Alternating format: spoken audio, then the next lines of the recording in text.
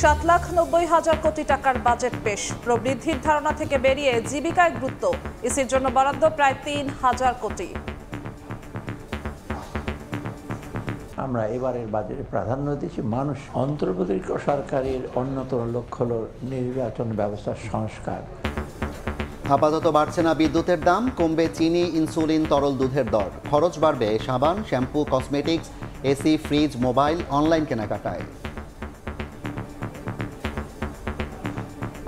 বিদ্যমান উচ্চ মূল্যস্ফীতির প্রেক্ষাপটে নীতিগতভাবে আমরা বিদ্যুতের মূল্য আপাতত না বাড়ানোর সিদ্ধান্ত নিয়েছি। রাজস্ব আয়ের সঙ্গে বাজেটের আকারের সামঞ্জস্য নেই, বিএনপির প্রতিক্রিয়া। খুব একটা সংখ্যার তারতম্য ছোটখাটো হয়েছে, যে বাজেটের যে প্রিন্সিপাল ওই জায়গাটাই কিন্তু আমরা আগের মতো রয়ে গেছি। এবার অন্যান্য শীর্ষ সংবাদ। জুলাই সনদ করতে একমত সবাই, আরও কিছু বিষয় ঐক্য করতে দ্বিতীয় ধাপের সংলাপ। দলগুলোর সঙ্গে বৈঠকে প্রধান উপদেষ্টা। আগামী বছর 30 জুনের পর যাবে না নির্বাচন। মেজর সিনহা হত্যা মামলায় প্রদীপ ও লিয়াকতের মৃত্যুদণ্ড হাইকোর্টেও বহাল, 6 জনের যাবজ্জীবন। পরিবার ও রাওয়া চেয়ারম্যানের সন্তোষ, দ্রুত আপিল নিষ্পত্তির আশা।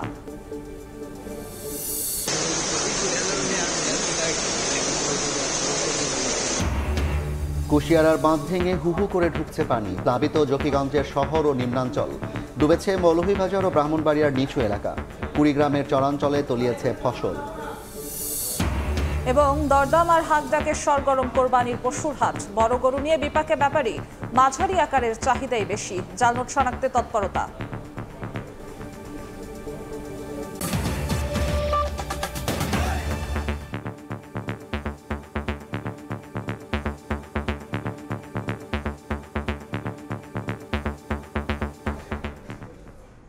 শুরুতেই বাজেট প্রসঙ্গ।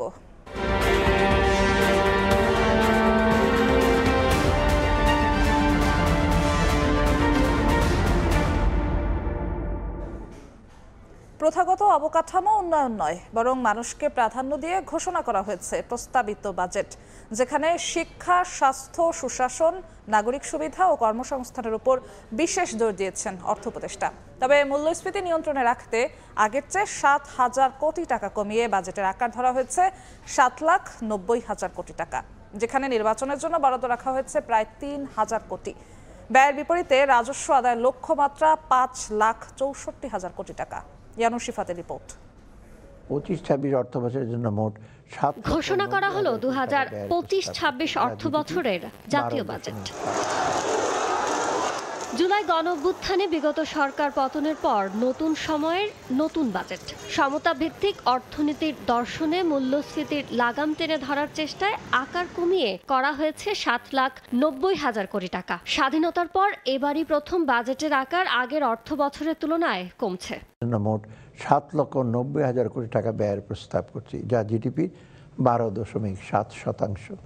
এর মধ্যে পরিচালন সহ অন্যান্য খাতে মোট 5,60,000 কোটি টাকা এবং বার্ষিক উন্নয়ন কর্মসূচিতে 2,30,000। বিনিয়োগ স্থবিরতা, কর্মসংস্থান সংকট, রাজস্ব আদায় ঘাটতিতে অর্থনীতি এখনো নানা অনিশ্চয়তায় ঘেরা। এর মাঝেই আগামী বছরের নভেম্বরে এলডিসি থেকে উত্তরণ ঘটবে বাংলাদেশের। এমন প্রেক্ষাপটে এবারের বাজেটে টেকসই প্রবৃদ্ধি অর্জনের পাশাপাশি মূল্যস্ফীতি নিয়ন্ত্রণে রাখার বার্তা দেন অর্থ উপদেষ্টা।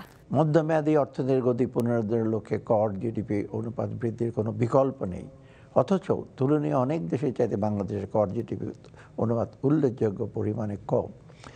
রাজস্ব খাতকে আরও গতিশীল করতে এবং রাজস্ব আহরণে স্বচ্ছতা বৃদ্ধি করতে ইতিমধ্যে আমরা বেশ কিছু উল্লেখযোগ্য পদক্ষেপ গ্রহণ করেছি। অর্থ উপদেষ্টা বলেন, অন্তর্বর্তী সরকারের অন্যতম প্রধান লক্ষ্য অবাধ সুষ্ঠু নির্বাচনের মাধ্যমে জনগণের ভোটাধিকার প্রতিষ্ঠা করে ক্ষমতা হস্তান্তর করা। এ লক্ষ্যে বাজেটে নির্বাচন কমিশনের জন্য 2,956 কোটি টাকা বরাদ্দ রাখা হয়েছে। গত 1.5 দশকে দেশের নির্বাচন ব্যবস্থা পুরোপুরি ভেঙে ফেলা হয়েছে, তাই আমরা নির্বাচনী ব্যবস্থার সংস্কারের উপর সর্বোচ্চ অগ্রাধিকার প্রদান করেছি এবং এ লক্ষ্যে বিভিন্ন আইন, নীতিমালা ও আদেশের সংশোধন ও সংস্কারের কার্যক্রম হাতে নিয়েছি। বাজেটে মোট ব্যয়ের বিপরীতে রাজস্ব বোর্ড যোগান দেবে 4,99,000 কোটি টাকা, আর ঘাটতি পূরণে অভ্যন্তরীণ উৎস থেকে নেওয়া হবে 1,25,000 কোটি টাকা ও বিদেশি উৎস থেকে 1,01,000 কোটি টাকা। আয় ব্যয়ের বিশাল অঙ্কের যে বাজেট দিলেন অর্থ উপদেষ্টা, তা দিন শেষে কতটা স্বস্তি দিবে সাধারণ মানুষকে? এলডিসি উত্তরণের পথে টেকসইভাবে টেনে নিয়ে যাবে দেশের অর্থনীতিকে? কতটা কাটবে বিনিয়োগ খরা, সৃষ্টি হবে কাঙ্ক্ষিত কর্মসংস্থানের সুযোগ? আর বাজেটের অর্থ কতটা কৌশলীভাবে ব্যয় করতে পারবে সরকার? এখন সেটি দেখার অপেক্ষা। ইয়ানুর শিফাত, সময় সংবাদ, ঢাকা। গৃহ নির্মাণ থেকে শুরু করে শয্যায় খরচের বোঝা চাপছে মানুষের কাঁধে। আধুনিক জীবনযাপনে ব্যয়বহুল হচ্ছে AC, fridge, washing machine, Blender সহ সব ধরনের প্লাস্টিক পণ্য। লিপস্টিক কিংবা ফেস ওয়াশ কম দামে মিলবে না কিছুই। বাজেটে ভ্যাট শুল্ক বাড়ানোর প্রস্তাব করা হয়েছে অন্তত 200 পণ্যে। তবে নিত্যপণ্যের দামে মানুষকে স্বস্তি দিতে দেয়া হচ্ছে শুল্ক ছাড়। শুভ খানের রিপোর্ট। বাড়ি ঠিকঠাক করে নতুন অর্থ বছরে ভাবছেন সংসার সাজাবেন, তাহলে পরিকল্পনার সঙ্গে খরচের হিসাবটা মিলিয়ে নিন। বড়সড় খরচের চাপ আসছে গৃহ নির্মাণ কিংবা শয্যায়। 20% সুনির্দিষ্ট কর বসছে রড উৎপাদনে। দেশীয় রেফ্রিজারেটর, ফ্রিজার কিংবা এসি কিনতে পাবেন না স্বস্তি। ভ্যাট অব্যাহতি তুলে নেয় বাড়বে দাম। 5% ভ্যাট আরোপে blender, juicer, mixer, electric kettle, iron ও রাইস কুকারে যোগ হবে বাড়তি খরচ। দাম বাড়ছে ওয়াশিং মেশিন, মাইক্রো ও ইলেকট্রিক ওভেন আর এলপিজি সিলিন্ডারের। প্লাস্টিকের আসবাবপত্রে 7.5% থেকে ভ্যাট বাড়িয়ে করা হচ্ছে দ্বিগুণ। টেনশন কমাতে সিগারেট ফুঁকবেন, তাতে পকেট পুড়বে, কারণ বাড়বে সিগারেটের দাম। খরচের বোঝা মাথায় দিয়ে বাসায় ফিরে দেখবেন ভাত ঠান্ডা, গিন্নি গরম, কারণ আমদানিতে সর্বনিম্ন শুল্কায়ন মূল্য $20 থেকে $40 করায় বাড়ছে বিদেশি লিপস্টিক, ফেসওয়াশ সহ মেকআপ সরঞ্জামের দাম। ফ্রেশ হতে যাবেন, বাড়ছে ব্লেড ও সাবান শ্যাম্পুর দাম। সন্তানকে বিদেশি চকলেট কিনে দিতেও বাড়তি খরচ হবে আপনার। এত সব খরচের হিসাব মেলাবেন, তাহলে শুনুন, বাড়তে পারে আমদানি করা বল পয়েন্ট কলমের দাম। মোবাইল ফোন উৎপাদনে কর হার বাড়িয়ে করা হচ্ছে 10%। এত চাপের মধ্যে আসছে বাজেটে খানিকটা স্বস্তি দিতে পারে দ্রব্যমূল্য। নিত্য প্রয়োজনীয় পণ্য, প্রধান খাদ্যদ্রব্য, সার, বীজের কাঁচামালের ক্ষেত্রে বিদ্যমান শূন্য শুল্ক হার অপরিবর্তিত রাখার প্রস্তাব করেছেন অর্থ উপদেষ্টা। প্রতি টনে 500 টাকা কমতে পারে চিনির কাস্টমস শুল্ক। গরমে স্বস্তি দিতে আইসক্রিমের সম্পূরক শুল্ক 10 থেকে নামছে 5%। গ্যাস সংকট কাটাতে এলএনজি আমদানিতে থাকছে না 15% ভ্যাট। জ্বালানি তেল আমদানিতে শুল্ক কর কমানো এবং ট্যারিফ মূল্য প্রত্যাহারে কমবে দাম। নারীদের জন্য স্যানিটারি ন্যাপকিন আর শিশুদের জন্য ডায়পার এবং প্যাকেটজাত তরল দুধে ভ্যাট থাকছে না। কৃষককে স্বস্তি দিতে কম্বাইন্ড হারভেস্টারের দাম কমছে। শর্ত সাপেক্ষে ভ্যাট মুক্ত থাকছে আইসিইউ, অ্যাম্বুলেন্স, হাইব্রিড ও ইলেকট্রিক গাড়ি উৎপাদন। কমছে মাইক্রোবাস এবং 40 আসনের বাস আমদানিতে শুল্ক। দাম কমছে কম্পিউটার মনিটরের। জীবন বাঁচাতে ক্যান্সারের ওষুধসহ কাঁচামাল আমদানিতে থাকছে না ভ্যাটের খরচ। দাম কমবে ইনসুলিনের। শুভ খান, সময় সংবাদ, ঢাকা। এদিকে বাজেটের আকার কিছুটা কমলেও বিগত সরকারের ধারাবাহিকতাই ধরে রাখা হয়েছে অভিযোগ করেছেন বিএনপির স্থায়ী কমিটির সদস্য আমির খসরু মাহমুদ চৌধুরী। বিকেলে বনানীতে বাজেট পরবর্তী প্রতিক্রিয়ায় তিনি বলেন, বিগত সরকার বাজেটের আকার যেভাবে বাড়িয়েছিল তার সঙ্গে রাজস্ব আয়ের কোনো সম্পর্ক ছিল না। বিগত সরকার যেভাবে বাজেটের সাইজ বাড়াতে যে জায়গায় নিয়ে গেছে, সেটার সাথে বাংলাদেশের রাজস্ব আয়ের কোনো সম্পর্ক নেই। আগের যেভাবে বাজেট চলে আসছে, মূলত সেখান থেকে আমরা খুব একটা সংখ্যার তারতম্য, ছোটোখাটো হয়েছে, কিন্তু প্রিন্সিপালের যে বাজেটের যে প্রিন্সিপাল, ওই জায়গাটাই কিন্তু আমরা আগের মতো রয়ে গেছি। রাজস্ব আয়ের সাথে আপনার বাজেটের সাইজের একটা সম্পৃক্ততা থাকা উচিত ছিল। আমি মনে করি সেটা হয়নি। জুলাই সনদে সবাই মিলে দেশের প্রকৃত ভবিষ্যৎ রচনা করবে বলে আশাবাদ জানিয়েছেন প্রধান উপদেষ্টা ডক্টর মোহাম্মদ ইউনূস। জানিয়েছেন, সংস্কার প্রস্তাবনার সর্বোচ্চ সংখ্যক প্রস্তাবে রাজনৈতিক দলগুলোর ঐকমত্য প্রতিষ্ঠায় দ্বিতীয় পর্যায়ের সংলাপের চেষ্টা করা হবে। এদিন আলোচনায় অংশ নিয়েছেন বিএনপি, জামায়াত, এনসিপি সহ বিভিন্ন দলের প্রতিনিধিরা। দ্বিতীয় দফায় রাজনৈতিক দলগুলোর সঙ্গে সংলাপে বসেছে জাতীয় ঐকমত্য কমিশন। সোমবার বিকেলে রাজধানীর বেইলি রোডের ফরেন সার্ভিস একাডেমিতে সংলাপের উদ্বোধন করেন প্রধান উপদেষ্টা এবং কমিশনের সভাপতি ডক্টর মোহাম্মদ ইউনূস। উদ্বোধনী বক্তব্যে প্রধান উপদেষ্টা বলেন, জুলাই সনদ করতে সব দল একমত হয়েছে। সংস্কার প্রস্তাবগুলোর মধ্যে সর্বোচ্চ সংখ্যক প্রস্তাবে দলগুলোর ঐকমত্য প্রতিষ্ঠার জন্য দ্বিতীয় পর্যায়ের সংলাপে চেষ্টা করা হবে। আমাদের উপর দায়িত্ব দেওয়া হয়েছিল সংস্কার করার জন্য। আমি অত্যন্ত আশ্চর্য হয়েছি এবং অত্যন্ত আনন্দিত হয়েছি যে কত গভীরভাবে আপনারা এটাতে গিয়েছেন এবং শুধু ওনাদের সঙ্গে কমিশনের সঙ্গে আলাপ করে না, নিজেদের ভেতরে আলাপ করেছেন এবং আন্তরিকভাবে বুঝে আমাদেরকে বলার চেষ্টা করেছেন, আপনাদের সঙ্গে বিতর্ক করেছেন কমিশনের সঙ্গে। এরকম আগ্রহ নিয়ে সবাই যদি আমরা বসি, নিশ্চয়ই একটু ভালো কিছু এর মধ্যে থেকে আসবে। যতগুলো ঐক্যমতের বিষয় আছে তার মধ্যে যে আরো কিছু যোগ করতে পারে, দেখতে সুন্দর লাগবে। জাতীয় একটা সনদ হলো, অনেকগুলো বিষয়ে আমরা একমত হতে পেরেছি। জাতি হিসেবে আমরা গর্বিত জাতি হিসেবে দাঁড়াতে পারে যে আমরা তো এরকম বিভক্তিকরণের প্রক্রিয়ার মধ্যে রাজনীতি সৃষ্টি করিনি। আমরা সৃষ্টি করছি ঐক্যবদ্ধ হওয়ার জন্য, দেশের উন্নতির জন্য, দেশের মঙ্গলের জন্য। এর আগে একে একে সংলাপ স্থলে আসেন বিএনপি, জামায়াত, এনসিপি সহ বিভিন্ন রাজনৈতিক দলের প্রতিনিধিরা। সংলাপ শুরুর কিছুক্ষণ পর প্রেস সচিব জানান, ডিসেম্বর থেকে জুনের মধ্যেই হবে জাতীয় নির্বাচন। কোনোভাবেই তা 30 জুন পার হবে না। ইলেকশন ডিসেম্বর থেকে জুনের মধ্যে যে কোনো একটা সময় হবে। আমি গতকালও যেমন বলেছি, এটা ডিসেম্বরে হতে পারে, জানুয়ারিতে হতে পারে, ফেব্রুয়ারিতে হতে পারে, মার্চে হতে পারে, এপ্রিলে হতে পারে, মেতে হতে পারে, জুনেও হতে পারে, বাট এটা জুনের 30 তারিখের ওই পারে যাবে না। 6 সংস্কার কমিশনের দেয়া প্রস্তাব নিয়ে জাতীয় ঐকমত্য কমিশনের দ্বিতীয় দফায় সংলাপ হবে বিষয়ভিত্তিক। গত 20 মার্চ থেকে 19 মে পর্যন্ত 43টি অধিবেশনের সংলাপ করেছিল ঐকমত্য কমিশন। হাসান ওয়ালি, সময় সংবাদ, ঢাকা। প্রধান উপদেষ্টার সঙ্গে বৈঠক শেষে সার্ভিস একাডেমির সামনে ব্রিফ করছেন এনসিপির আহ্বায়ক নাহিদ ইসলাম। সরাসরি যাচ্ছি সেখানে। একসাথে আমরা তখন নির্বাচনের তারিখটি যাতে সরকার ঘোষণা করে, আমরা সেই দাবি জানিয়েছি এবং জুলাই সনদ হওয়ার পরে আমরা আমাদের দলীয় মন্তব্য জানাবো যে কোন সময়ে নির্বাচন আমরা চাচ্ছি। আর সর্বশেষ আমরা নির্বাচন কমিশনের কথা বলেছি, যেটা আমরা এর আগেও বলেছি যে আমাদের একটি সুষ্ঠু নির্বাচনের জন্য আমাদের সবচেয়ে গুরুত্বপূর্ণ বিষয় হচ্ছে নির্বাচনী ব্যবস্থার সংস্কার। নির্বাচন নিয়ে যত সংখ্যক আইন, নির্বাচন কমিশন সংক্রান্ত যে আইন, সেই আইনগুলো সংস্কার করে এই নির্বাচন কমিশন পুনর্গঠন করা। এবং নির্বাচন কমিশন এখন যে প্রক্রিয়া চলছে সেখানে আমরা আস্থা রাখতে পারছি না, নিরপেক্ষতা প্রশ্নবিদ্ধ হচ্ছে। এটি যাতে সরকার বিবেচনায় নেয় এবং একটি উচ্চ আদালত থেকেও আমরা দেখেছি নির্বাচন কমিশন নিয়ে প্রশ্ন তৈরি হয়েছে। তো সার্বিক বিবেচনায় নির্বাচন কমিশন যাতে পুনর্গঠন করা হয়, আমরা এই 3টি বিষয়ে মূলত আলোচনা করেছি। ধন্যবাদ।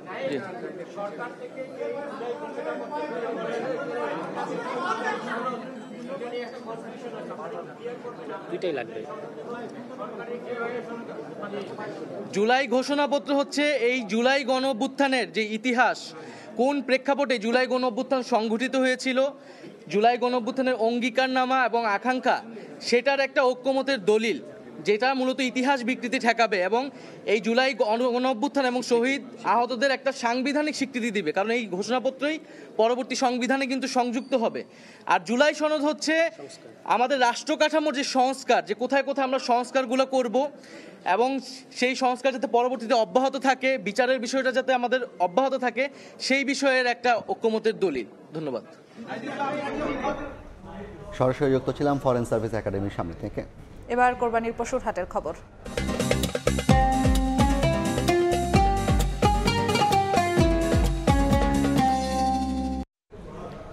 ঈদ সামনে রেখে দেশের বিভিন্ন স্থানে জমে উঠেছে কোরবানির পশু বেচাকেনা। ঝক্কি ঝামেলা এড়াতে অনলাইনেও পশু কিনছেন অনেকে।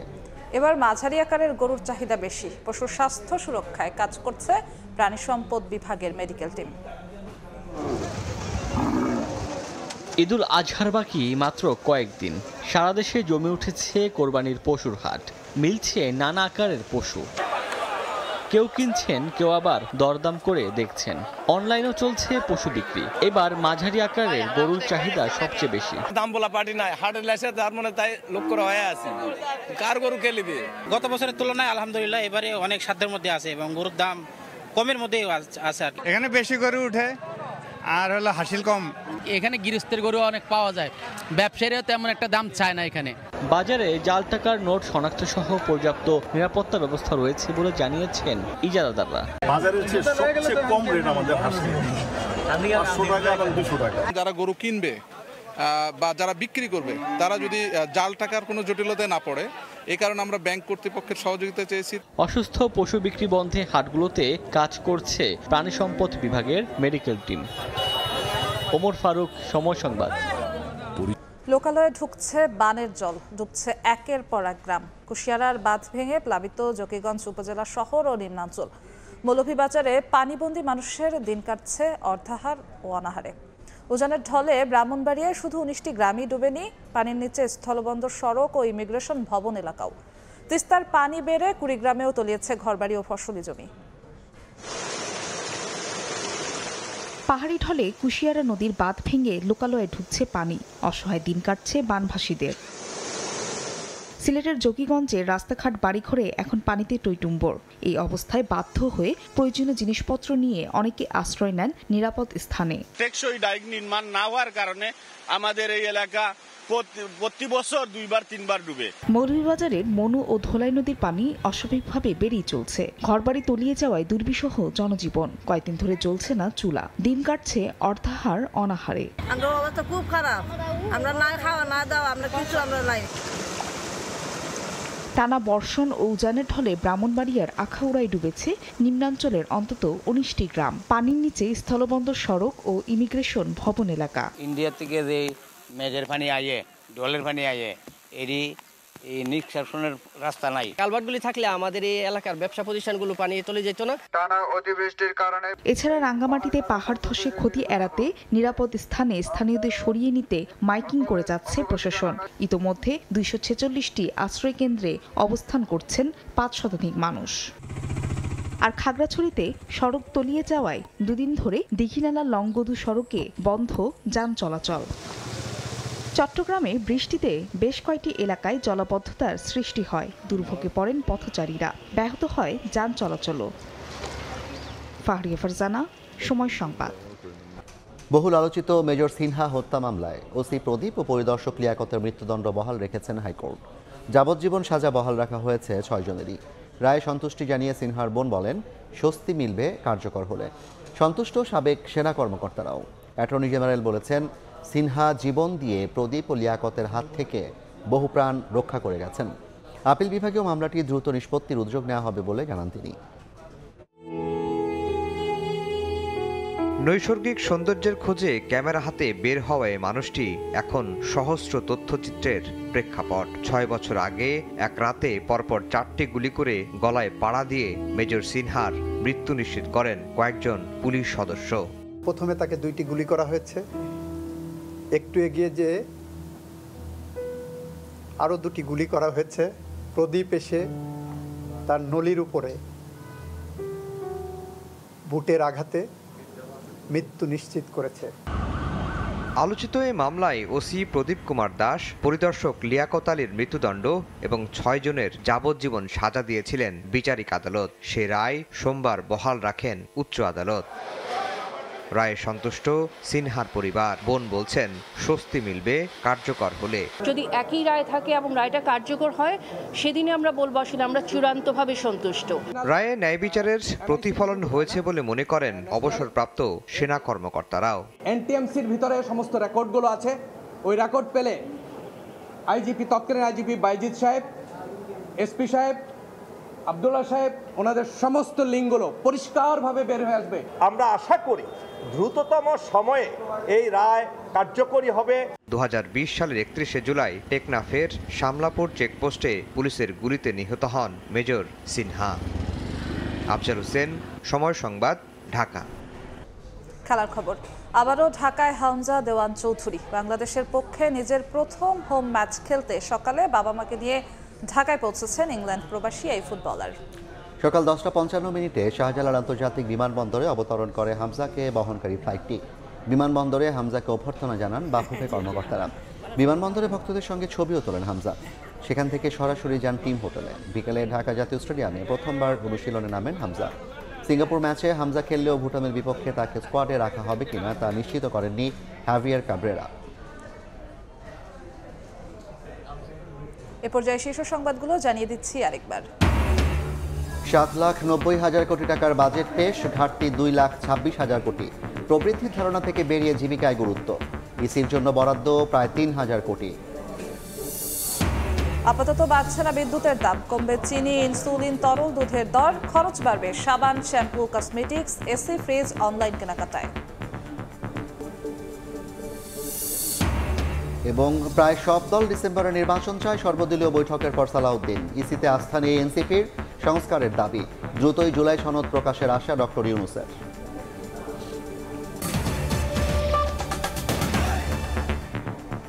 এই ছিল সন্ধ্যার সময়, সঙ্গে থাকুন সময়।